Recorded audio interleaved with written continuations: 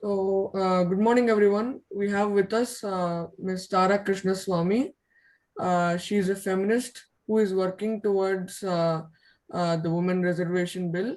So, I wanted to ask a few questions to her about her experiences as a feminist and what she's working for, and what is her message to the young generation. So, hello, ma'am. Um, Hi, good morning. Good morning. So, my first question is, what encouraged you to become a feminist? What is it that drives you to lead the fight for women inclusion in the legislature? From a very young age, I've always looked around and felt that there is a lot of differences between various sections of society. You see people on the street, children who may be begging and not have enough to eat. You see people who may be handicapped and in poverty. You see people living in slums, and you contrast that with houses that others live in. So I've felt that there is a lot of inequality in our society. And one of the biggest sections of people that are unequal are women. Women are, from before they are born in India, we have a patriarchal system where, there is feticide even before the child is born. There is infanticide after the girl child is born. And very few girls actually make it through birth, through school, and even get to college, right? If you're a girl who makes it to college, if you're a woman who's graduated college, you are, maybe 40% of the overall number of girls that have been conceived. And so it's not even 40%, you're probably 20%. So it is very apparent that women are poorer, less educated, they are less fed, they're not given the most nutritious food or given the best opportunities. So I've been guided by a great sense of equality, and that is true for oppressed castes. That is true for certain communities or even religions. Minority religions are on average poorer and less educated. So I firmly believe that it is the state's job and society's job to give, those of us that have need to give, to make the state a more equal, more better place, make society a more harmonious place for everyone. Thank you, ma'am. So, uh, how did your journey as a feminist start? Was there an event that pushed you towards it? I can't pinpoint one single event, but from a very much younger than you, for example, when I first started reading the newspaper, I found that reports of harassment of women, rapes and gruesome incidents disturbed me tremendously. It is something that I couldn't take, and it would make me very, at that young age, very angry and very upset about the goings on, and the fact that I never saw reports in the newspaper of the follow up and the fact that people were caught and punished in a timely manner and justice was served. So, this is something that weighed in on my mind to the point that at some point I stopped reading newspapers. And then when I was in my high school, I started volunteering. At that time, there was an NGO close to home, and because it was close to home, it was working with people who are potential HIV patients. There are people whose line of work is such that they are more susceptible to HIV, like sex workers. And the NGO, the people in the NGO would go and educate them about safe sex practices, about using condoms and things like that. And I would accompany them as a high school girl to go see how these things are. And that is when my eyes really opened to, as these conversations were happening with the sex workers, and we were telling them about the importance of using a condom to prevent HIV spread. That is when they would tell us that, look, even if we try to ask a customer to do that, we would get beat up, right? So that's when I realized the women don't have agency to make change. Women who came into the NGO as domestic violence victims would then want to go back because they have no other form of livelihood. Their children are stuck in that marriage, right? So these are all connected in a vicious cycle. If you don't make women economically independent, if you don't make women socially independent and politically powerful, then it becomes these are connected and they become vicious, and women are unable to escape that social oppression without economic independence. And then they are unable to become economically independent because they are socially oppressed and they're not allowed to go to work and earn well. So because this is so interconnected is when my eyes opened that really working on making sure that women's agency, women's autonomy, women's right to decision making, and a right to a life, happiness in life is not snatched away by society and patriarchy and the state and even the politics of it. And you can call that feminism. I love it that it's called feminism. It's also a fight for justice and equality and rights. Yes, ma'am. So, could you give me a brief overview of the Women Reservation Bill? The Women's Reservation Bill is, first of all, not the only thing that we are looking at. So Shakti is a citizens group, and we are working on getting more women MLAs and MPs across parties. We're a non-partisan group. So one way to do that is through the Women's Reservation Bill, where a certain number of seats are reserved in state legislatures and in the union legislature for women. But that is not the only way. And in fact, that is the last resort. If you look at schools, right, if you look at the education sector, awareness for sending girls to schools started way back in the 50s and the 40s and the 60s. So you have more and more and more girls going to school, right? And if you look at the employment sector, there is also more awareness of making sure that women are economically independent. Not enough, but it is there, right?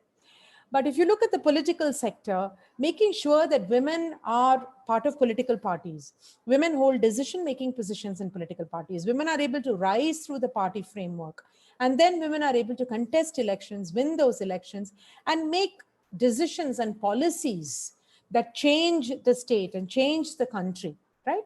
Those are also very important. For example, when the GST tax was introduced, they levied a 16% tax on sanitary napkins, whereas the tax on bindis and bangles and Coca-Cola was far less than that, right?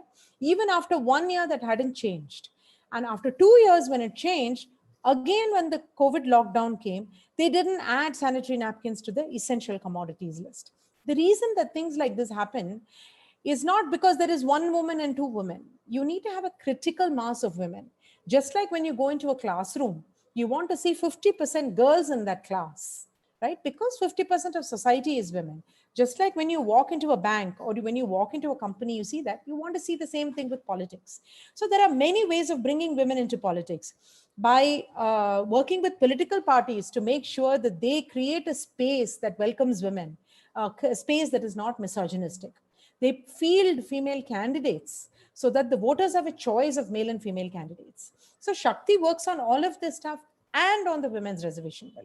And the Women's Reservation Bill is, if the parties don't field enough women, if we don't have enough women in states and parliament, like today, where we have very, very few women, we have 9% women on average in the states, and we have 14% of women in parliament, then one way to accomplish it is to say, let us reserve some of the constituencies in the state.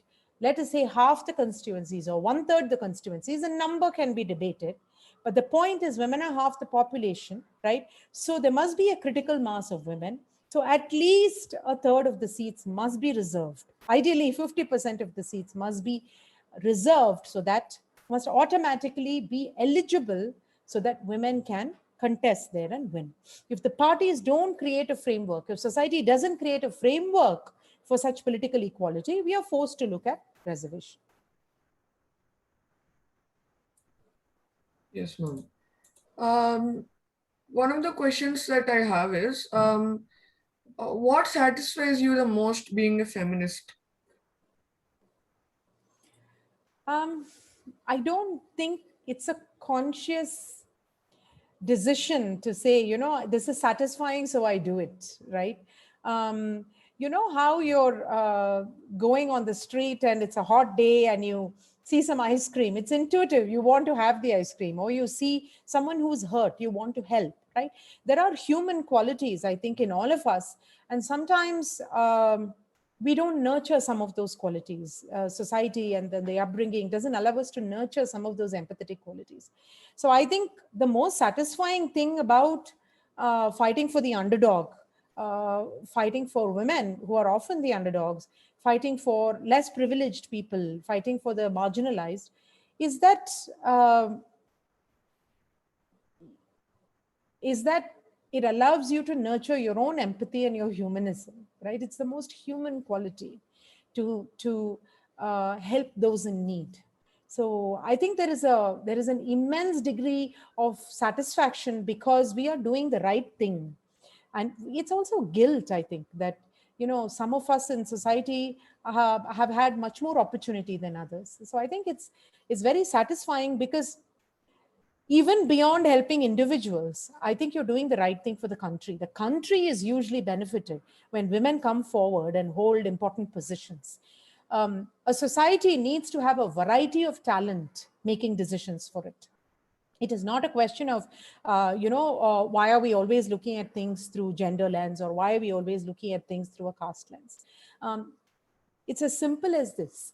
If you live in a house, say there are 20 houses on the street, everybody needs to have a chance to say how the garbage should be managed, where the street lights should be, whether the park that is a common property, what hours it should be open, right? Everybody has a stake in it because it belongs to the community. Same way the nation belongs to everybody in the nation, and everybody should have a stake in it. And when you have a situation where for 70 years, 90%, 95% of the decision making is in the hands of men and men alone, older generation of men, upper caste men, then we are not including all the possible talent. And it is our job to make sure that talent has an opportunity to be included. The talent doesn't have an opportunity to be included, maybe because the society is not allowing women to come forward. Maybe because we are preventing women from pursuing their ambition. Maybe because it's not safe on the streets for women. Maybe because women are poorer. So all of this needs to be addressed. And I think the most satisfying thing is to make sure that the country includes more and more talent that can therefore improve, the human development of the country, the progress of the country, the economy of the country. Ma'am, why do you think that this patriarchal system has developed over time, whether it is in India or around the world in various countries? Like, why do you think women are discouraged in certain fields of career? Do you think that gender equality should be emphasized on during education? Absolutely. I think gender equality starts at home on the day, there are every home for the most part has both genders. And gender equality begins at home on day number one. There is no doubt about it. In fact, I can say that I was raised in a feminist household. So, in a sense, I didn't need to wake up to, oh my God, the genders are equal. I was raised that way. My parents were that way. For the most part, my grandparents were that way for their generation. So I think I was blessed in that sense. But gender equality is certainly the family and the school and the educational system has a great role to play in it. And making sure that our boys are raised right becomes much more important than the way the girls are raised. How many boys, come forward and hold programs like this or listen to programs like this? Right. So that is amazing. The fact that you're doing it, and the fact that any of the boys that are listening to it, that's amazing. It is not because it's a women's issue. That is the misunderstanding, right? Feminism is not a women's issue. Feminism is a social issue. Rape is not a women's issue. It's a law and order issue. The fact that you live in a society where these things happen affects everybody, because your society is not as rich as it can be. Your society is not as accommodative of talent. Your society is not utilizing all the available talent, right? Your society therefore is not progressing as much as it can. So when you walk out, sometimes when children go to a foreign country from India, they say, Amma, why is everything so bright and shiny and clean and so beautiful, right? That's what strikes them, right? And the reason that it's that way is because people on average are much more civic conscious and also more well to do. The more the differences in society that you have, great inequalities that you have, the more you're going to see that it is difficult to progress, right? Because the last person standing in the line, the poorest individual, the remotest village, unless it has electricity, unless it has awareness, unless it has infrastructure, the last woman in the line right? The most oppressed caste, until everybody is educated and has opportunities, the country can't progress, right? And when 50% of the population doesn't have the same opportunities as the other 50% within any caste, within any religion, even in the uppermost privileged classes, the woman is less privileged than the man, right? So when you have a situation like that, then the nation can't progress. So we need to have education and awareness, not in one or two places, in every possible sector. For example, at home, in schools, colleges, every public sector company, every company needs to go through quarterly gender sensitization programs. If you look at the company in which I work, every quarter we go through gender sensitization. Even if you're a woman or a man, you go through gender sensitization, right? How to treat people, right? What kinds of things when you say are sexist comments, or put down, you're hiring somebody, are you allowed to say she's pregnant, I'm not going to hire her? Things like that are even against the law, and people do it very easily. So this kind of gender sensitization needs to start early, needs to sustain through your education and through your employment days, and especially for the politicians and inside political parties as well. Yes, ma'am. So, after listening to what you said, I feel that there have been many stereotypes which have been pushed upon women, such that, for example, woman homemaker, father, or man breadwinner. I think it should be taught to boys when they are young also, that both genders are equal, both have the right to do whatever they are interested in, and they have the capability to do so. I think that's something that can have a major impact. Very well said. Actually, you talked about the roots of patriarchy. I think the roots of patriarchy are deeply connected to the bodily functions of women. And the fact that women go through the reproductive process and are responsible for birthing children, society doesn't think beyond that, and has relegated them to that exclusive role. Right? Just because you have to remember that every human being plays multiple roles in life. The man who is the CEO of the biggest company is also a father, is also a brother, right?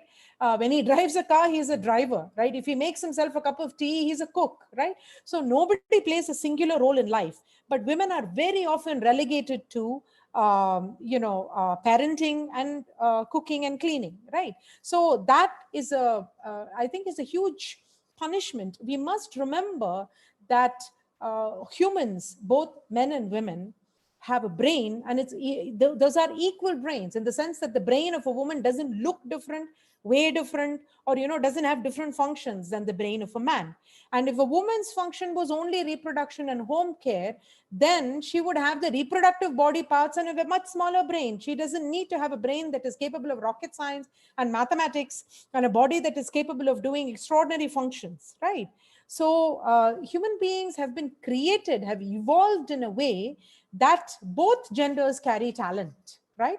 Both genders are capable of delivering astonishing results, as far as intellectual capacity is concerned, as far as physical capacity is concerned. Physically, women are very, very strong, right? They can carry weights. They carry a baby for 9 months. They can carry weights that are far greater than themselves. You should see women working in the mountain, women working in the fields.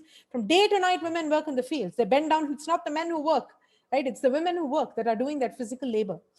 So I think we should definitely stop pretending that there are singular roles for human beings. And it is just outright boring to be confined to that singular role. Everybody needs a break. Even if you're doing the most amazing job, intellectually engrossing, the job that you love, you will get bored and burn out after a while. Everybody wants to take a break, right? The same goes for women. Getting up every morning and cooking and cleaning is extremely boring and a total waste of human potential.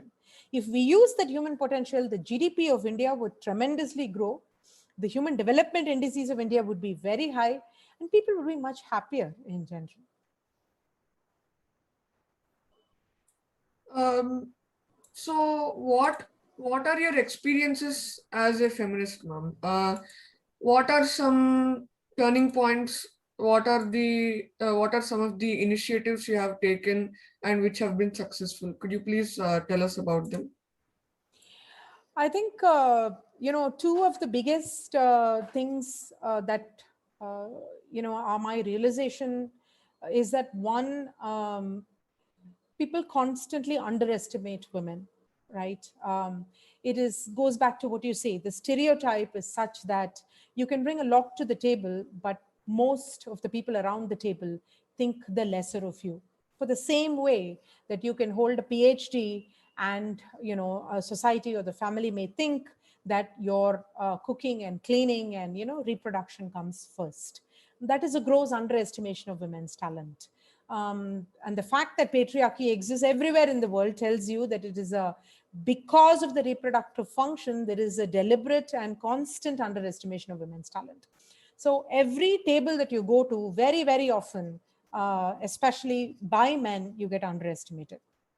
So it's something to be aware of, which means that you have to work much harder to prove your talent and prove yourself, and there isn't an automatic acceptance.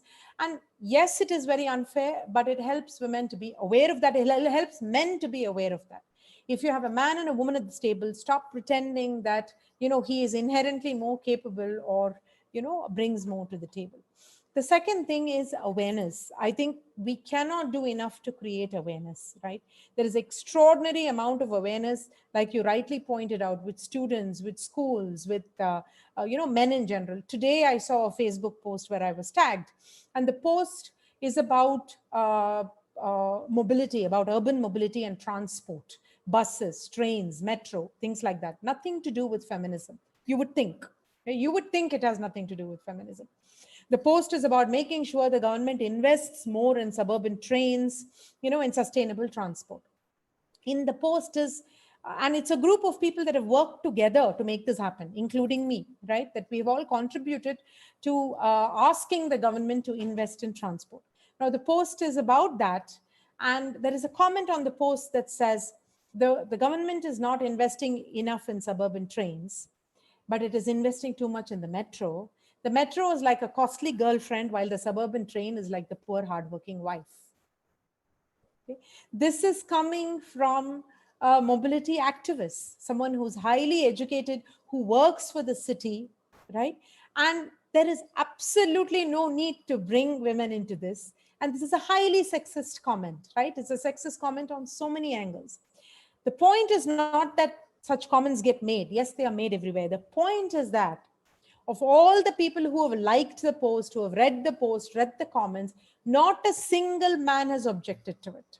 I'm just waiting and watching. At some point, I'm going to object to it. But I'm waiting to see if all the male friends I've worked with, anybody will object to it and say that this is an inappropriate comment. Why? What's the connection between girlfriend and wife? Why are you putting down one woman, and what is the connection to a train, right? So the reason I bring this up is to say that in our lives, the best thing we can do when we see people being put down and inequality, right, is to call it out. Each and every, nothing else, just call it out and say, hey, that's not right what you're saying, So I think that's a change that needs to happen. That's something that I realized for myself, but that's a change that needs to happen in everybody, man or woman, right? If your friend is insulted, if you're going to call it out, then it's very important for you to call it out when someone else is insulted because of their caste or gender or anything, because they may be, less well off than you for any reason, less educated, right? Maybe rural, maybe doesn't speak English well, right? People get insulted for that, and it's not right. And we need to this kind of casual sexism builds up and becomes misogyny, right? And then becomes sometimes crimes against women or violence against women.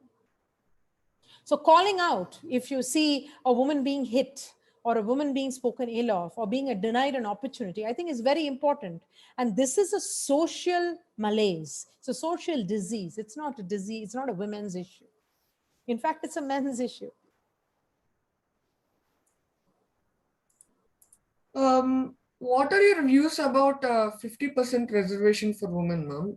What can we do to make it possible? I mean, I think because women are half the population in India, which is a representative democracy, women must have the right to represent themselves. See, we must, people ask questions like, oh, but we had Indira Gandhi and oh, we have Mamata. Is that not enough? No, one woman here and one woman there is not enough. That's like saying, I sent 2 girls to school. Why should I send the rest of the girls to school, right? Each woman needs to be educated. Each woman needs to have an opportunity to make a life for herself, whether she wants to be a banker or a farmer, whether she wants to be a policewoman or a politician. And the country deserves women's thoughts, women's ideas on policies, women's input on laws and policies, for the laws and policies themselves to be balanced. And that is only possible if we promote women in politics, right? And if we don't promote women in politics, which is what we are doing today, then we are forced to ask for reservation, to say half the parliament, half is us, half should be ours. In fact, that is Shakti's campaign. The campaign itself is called Adhe Hum, Adha Hamara. Half is us, half is us, right? So unfortunately, the Constitution has some limits on how reservation can be implemented. For example, 17% reservation given to SC/STs. So the total reservation cannot exceed 50%. There are some nuances that need to be taken care of, right? But nobody is saying only 1/3 should be women. I think it is because of those nuances that comes to 1/3. What people are saying is there must be a critical mass of every kind of demographic. Since there are a lot of farmers, farmers should be represented in parliament and in assembly. A lot of women should be represented. If you're a state like Goa that has a huge coast, a lot of fishing population must be represented. If you have a lot of business population in Maharashtra, they must be represented, right? Any demographic has a right to be represented, aggregate and to be represented. And we must realize that women's lives are significantly different than men's lives in this country. Women have the kind of pressures in personal life. Women face the kind of obstacles in public life that are incomparable to what men face. I just gave you an example of a Facebook post. These are the kinds of things that women see every day. Men don't see it at all. They are making such comments, and they are, it doesn't bother them to make these comments. If these things need to be fixed, women need to speak up. Women need to speak up publicly, and women need to be able to make laws and policies to fix them, which is the reason we need a critical mass of women. 50% would be ideal. 50% is our right. So what would you say to parents discouraging their girl children to pursue a political career? Great question. Politics is dirty in our country. We have to accept that. Politics is also extremely misogynistic in our country. It's a highly it's the epitome of a patriarchal space. And women are treated very, very poorly in politics. And this is why you see women from political families join politics much more, because the family network offers a certain safety, right? If you're related to some politician, you're less likely to be harassed. You're less likely to be spoken ill of, less likely to be, treated poorly. So we must, first of all, admit that politics is a hostile space for women. And this is why parents naturally, hesitate to encourage women and girls to join politics. But what I would remind you is this: the only way to clean up that space is to actually occupy that space. The street full of a market street, full of street vendors and women on the street and women selling things and women shopkeepers, is the safest street for other women to go to. A bank where lots of women are working is much safer than an industry where there are very, very few women on the shop floor. So how do you fix the industry? Not by not sending women, not by discouraging women, by actually putting more women there. Yeah, by occupying that space. Every space that women occupy becomes safer for women. So the way to make politics better, safer, healthier, and actually more productive for the country is for more and more women to occupy it. So I would say that more and more parents should encourage more and more girls to get into politics. And the more we get into politics in a critical mass, the cleaner politics will be. In fact, the way we should think is like this. Look around you. For 70 years now, the only common thing is not the parties that have been ruling. Parties have changed. You've had coalition governments, right? Parties have changed. Parties have changed in every state. Parties have changed in the country, right? But fundamental things are broken. Water, electricity, basic dignity, lack of toilets, After Swachh Bharat, you still have a lack of toilets. Men are still peeing on the street, right? So now the only commonality is that no matter what the party, no matter what the agenda, 90% of the governance has been by men. 90% of the MLAs, MPs are men. Imagine if 50% were women.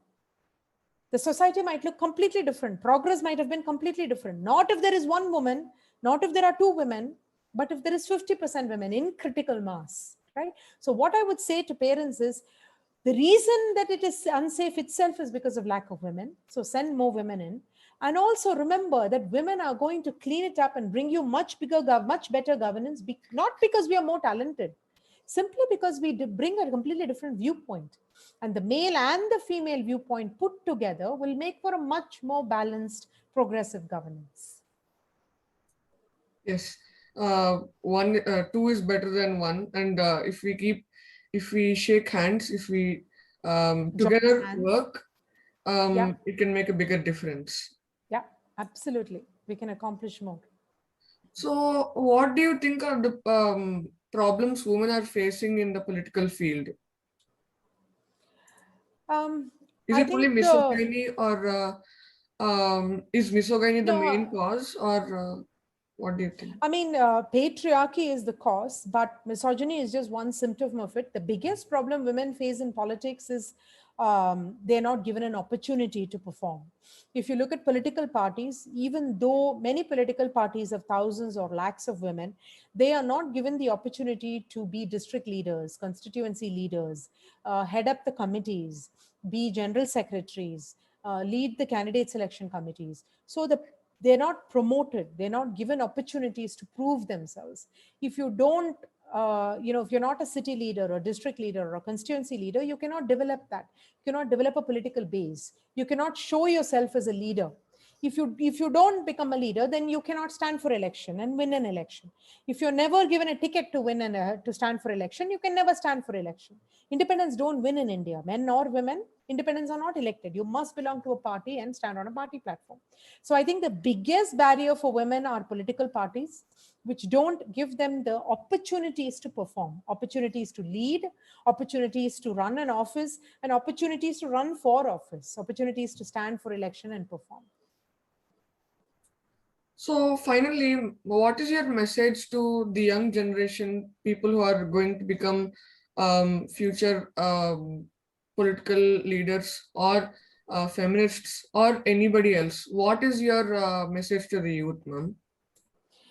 My message would be two things. One is the best leadership quality I have seen isn't the oratorical ability to, make grand speeches, isn't the ability to understand deep laws and policies, isn't the ability to appeal to people and garner lots of followers. The reason I say that is because Hitler was one of the best speakers on the planet. Okay, so the best orators don't necessarily make for the best leaders.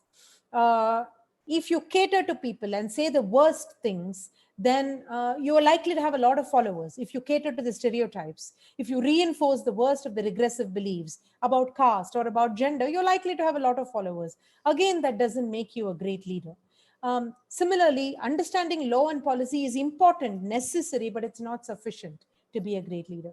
What is important to be a great leader? You can have all these qualities, but what is important to be a great leader is to have a heart, is to care about people, is to have some empathy, right? And genuinely want to alleviate suffering. So even as you try to build your other leadership qualities, open your eyes to where people are being discriminated against, people are being treated unfairly, where people don't have enough, where people are suffering, and genuinely try to be aware and help that situation. Second is, in your own sphere, stop accepting uh, inequality, harassment, molestation. You should have a zero tolerance to sexism, right? That doesn't mean you need to pick up a fight.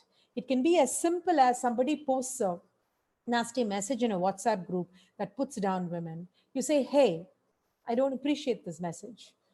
Surely this can be said without bringing sexism in. You know, think about how you would respond. Think ahead of time how you would respond, because every day you're hearing these things, right? What you can do personally makes you a better human being. right? And also sets an example for others. There is a way to lead and take everyone along, right? That's the way we want to choose. Not a way that excludes people, a way that includes people, takes everyone along with a goal to saying that the last person in the line, the least privileged person, should benefit from your leadership. So, thank you so much, ma'am, for your time and your valuable insights about how we can make this world a better place for our equals, women. Um, what I would say is that to my peers, people of my age, and people, children, and the youth, please stop encouraging stereotypes and go against the tide. Start discouraging women harassment and misogyny, and start working towards the equality of both genders. So thank you so much, ma'am. Thank you. It's lovely speaking to you, and it's amazing to see young people like yourself, take up this particular topic and mantle. I think the best change for gender equality will only come from men, because women want to be equal, but it is not their choice, right? Power today in society, for whatever reason, is held by men. And unless men come forward and change themselves and change patriarchy, because you have the power to make the change, doesn't mean women aren't patriarchal, but it means women have the power to make you men have the power to make the change. So thank you for spearheading this, and I hope more and more boys and men follow in your footsteps. Thank you, ma'am. Good day to you. Bye.